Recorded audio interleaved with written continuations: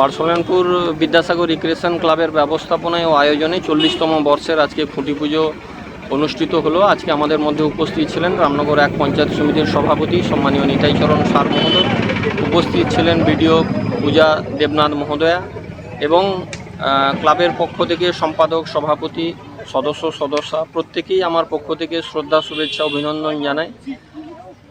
Vidyasagar recreation club একটি স্বেচ্ছাসেবী সংস্থা। তারা শুধু দুর্গোৎসব করে থেমে থাকেন না, তারা মানুষ কোনো সময় অসুবিধায় পড়লে তারা পাশে দাঁড়ান। ইয়াস থেকে আমফান, বন্যা কবলিত এলাকায় তারা ত্রাণ দেন এবং মানুষের পাশে সবসময়ই থাকেন। এবং আজকে খিচুড়ি প্রসাদ বিতরণ করছেন এবং বৃক্ষরোপণ কর্মসূচিও গ্রহণ করলেন। এটি একটি মানবিক উদ্যোগ। তাই আমি সবাইকেই আহ্বান জানাবো যে বাঙালির শ্রেষ্ঠ উৎসব দুর্গোৎসব আর কয়েকদিন পরেই আমাদের বাংলায় আমাদের দুর্গোৎসব হবে। তাই সবাইকেই আহ্বান জানাবো যে পুজোর কটি দিন আপনারা ভালোভাবে আনন্দ উপভোগ করুন। ধর্ম যার যার উৎসব সবার, তাই এই বাংলা একটি সম্প্রীতির জায়গা। বাংলার আমাদের সম্প্রীতিকে অটুট রাখতে হবে। যে ধর্মের মানুষ হন না কেন, শিখ, খ্রিস্টান, বৌদ্ধ, জৈন, হিন্দু, মুসলিম, আমরা একে অপরের পরিপূরক হয়ে আমরা সমস্ত অনুষ্ঠানে যাই। আমাদের ইসলাম ধর্মের মানুষরাও তারাও আমাদের দুর্গাপুজো, কালী পুজো, সরস্বতী পুজোয় যেমন সহযোগিতা করেন, আমরাও ঈদের সময়, মহরমের সময় তাদের কোনো ধর্মীয় অনুষ্ঠানে আমরা সেখানে গিয়ে শুভেচ্ছা জানাই।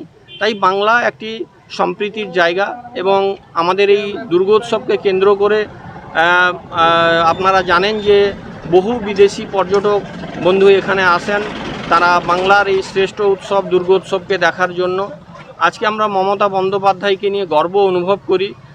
বাংলার দুর্গোৎসব শুধু বাংলার মধ্যে, ভারতবর্ষের মধ্যে সীমিত নেই। এখন বিশ্বের বিভিন্ন প্রান্তে যেখানেই বাঙালি আছেন সেখানেই দুর্গাপুজো হয় এবং আন্তর্জাতিক স্বীকৃতি লাভ করেছেন। ইউনেস্কো থেকে হেরিটেজ সম্মানে বাংলার দুর্গোৎসবকে তারা সম্মানিত করেছেন। তাই আমি সবাইকেই আহ্বান জানাবো এই উৎসব যাতে সবার ভালো কাটে, সবাই অনেক অনেক আনন্দ উপভোগ করুন। সবাইকে আমার শুভেচ্ছা রইল। উন্মাদনা অনেকটাই বাড়বে, কারণ আপনারা জানেন যে 10.5 কোটি মানুষের সবসময়ই খবর রাখেন বাংলার মানবিক মুখ্যমন্ত্রী মাননীয়া মমতা বন্দ্যোপাধ্যায় মহোদয়া। গত বছর 85,000 টাকা দিয়েছিলেন, এবছর তিনি 1,10,000 টাকা করে দিচ্ছেন প্রত্যেকটি রেজিস্টার ক্লাবকে এবং তিনি চাইছেন যাতে দুর্গোৎসবকে আরও ভালোভাবে করা যায়, আরও কিছু সোশ্যাল ওয়ার্ক করা যায় এবং ক্লাবের পক্ষ থেকে তারা যাতে আরও বেশি করে মানুষের সেবায় যাতে নিয়োজিত হতে পারেন। কোনো দুস্থ মানুষ আপদে বিপদে পড়লে তাদের পাশে যাতে সাহায্যের হাত বাড়িয়ে দেওয়া যায়, তার জন্য তিনি প্রত্যেকটি ক্লাবকে 1,10,000 টাকা করে দিচ্ছেন এবং ইলেকট্রিক বিলের উপর তিনি 80% ছাড় দিচ্ছেন, যাতে ক্লাবের সমস্ত ক্লাবগুলি যাতে আরও ইলেকট্রিক বিলে সাশ্রয় হয়। সেই জন্য মানবিক মুখ্যমন্ত্রী সবসময় বাংলার মানুষের পাশে থাকেন। এবারও তিনি এই 2025-এর দুর্গোৎসবে 1,10,000 টাকা, অনেক ক্লাব তারা আরও বেশি করে ভালোভাবে পুজো করতে পারবে।